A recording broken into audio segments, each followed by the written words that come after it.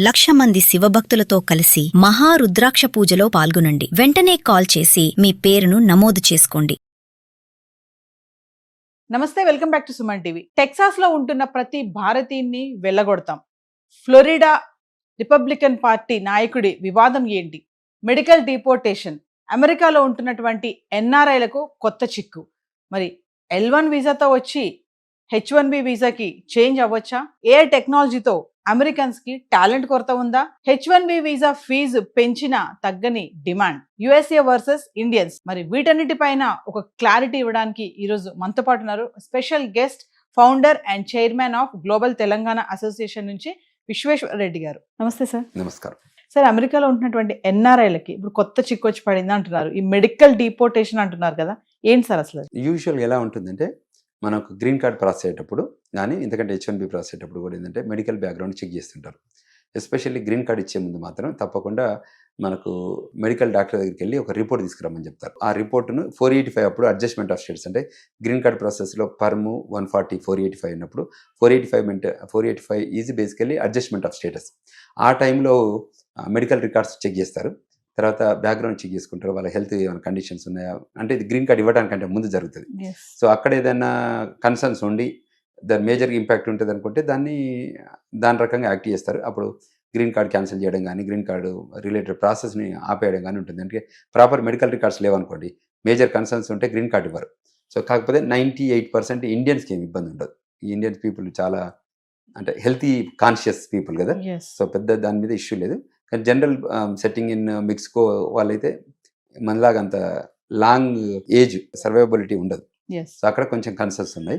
But ఓవరాల్గా పిక్చర్గా చూస్తే ఇమిగ్రేషన్లో green card ప్రాసెస్లో ఎక్కువ మేజర్ ఈ చూస్తారు మెడికల్ రికార్డ్స్ రెగ్యులర్గా కూడా చూస్తుంటారు. ఇప్పుడు కాకపోతే ఏంటంటే వాళ్ళకి బ్యాక్గ్రౌండ్ చెక్ అని అంటారు కదా, ఆ బ్యాక్గ్రౌండ్ చెక్లో భాగంగా చాలా చెక్స్ చేస్తున్నారు. చెక్స్ అండ్ బ్యాలెన్సెస్ చేసి వాళ్ళకే గ్రీన్ కార్డ్ ఇస్తున్నారు.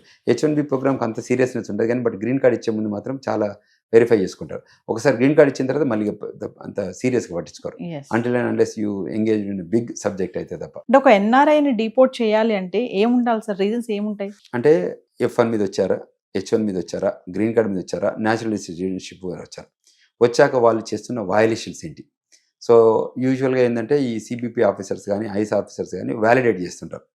ఎక్కడన్నా ర్యాండమ్గా వెళ్తే చెక్ చేస్తారు, మీరు ఏంటి, మీ ఇమిగ్రేషన్ స్టేటస్ ఏంటి, మీరు ఏంటి అంటే వాళ్ళు చెప్పాల్సి వస్తుంది. మీ ఐడి అడుగుతారు, ఐడి చూసుకుపోయి వాళ్ళు కంప్యూటర్లో ఎంటర్ చేస్తే మొత్తం హిస్టరీ వస్తుంది.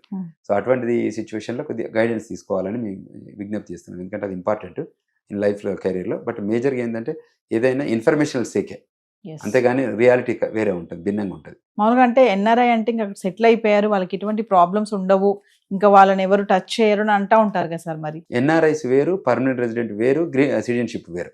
అంటే అందులో వేరియస్ పీపుల్. కంట్రీ కొత్తగా వచ్చిన వాళ్ళకి ఒక రకంగా ఉంటుంది ఐడియాలజీ, కంట్రీకి వచ్చాక కొద్ది రోజులకి గ్రీన్ కార్డ్ వస్తుంది, వేరే ఐడియా ఉంటుంది. కంట్రీకి వచ్చాక గ్రీన్ కార్డ్ వచ్చాక సిటిజన్షిప్ అప్లై చేసుకుంటారు, వాళ్ళకి వేరే ఐడియాలజీ ఉంటుంది. సో అందులో ఎక్కడ వాళ్ళు ఫిట్ అవుతారు అన్న దాన్ని బట్టి వాళ్ళు యాక్ట్ చేస్తుంటారు.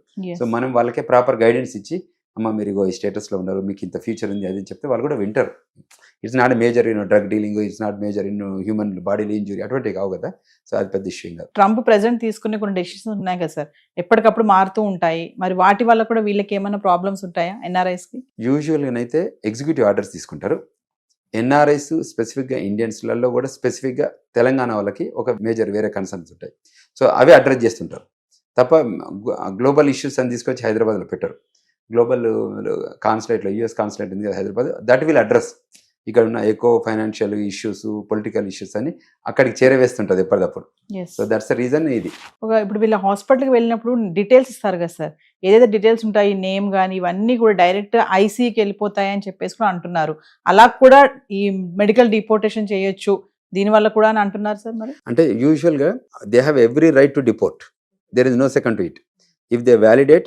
ఇప్పుడు మనం ఇక్కడికి వెళ్తుంటే ట్రాఫిక్లో కానిస్టేబుల్ మనం పట్టుకోవాలని డిసైడ్ చేసినాక మనం తప్పించుకోవడానికి ఏం లేదు, మనం ఏం చేయాలన్నా చేసుకొని ముందు బయటకు రావడం తప్ప. సో ఇన్ సిమిలర్ లైన్స్లో ఇది కూడా అలాగనే ఉంటుంది. ఈ మెడికల్ డేటా ఏదైతే ఉంటుందో సార్, అదంటే డిపోర్టేషన్కి ఆ డేటా లింక్కి బేస్ అయి ఉంటుందా? ఉండదు, కానీ ఈ మధ్య లింక్ చేస్తున్నారు.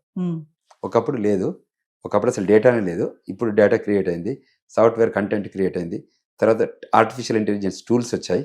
వచ్చేసరికి గవర్నమెంట్ కూడా దాన్ని సీరియస్గా తీసుకోవాలి కాబట్టి ఆ యాంగిల్ చేస్తుంది. అంటే ఎందుకు సార్, అంటే ట్రంప్ అందరినీ వెనక్కి పంపించే ప్రక్రియ మొదలు పెట్టాడు కాబట్టి అందులో భాగం అనుకోవచ్చా ఇవన్నీ? ట్రంప్ ఎవరిని కూడా వెనకకు పంపట్లేదు. Clarity for the record purposes. Trump ప్రపంచంలో ఉన్న వాళ్ళ దగ్గర నుంచి ప్రపంచ దేశాల వాళ్ళకి 2 ఆఫర్లు ఇస్తున్నాడు. మీ దేశాల్లో మీ దగ్గర టాలెంట్ ఉందా అని అడుగుతున్నాడు.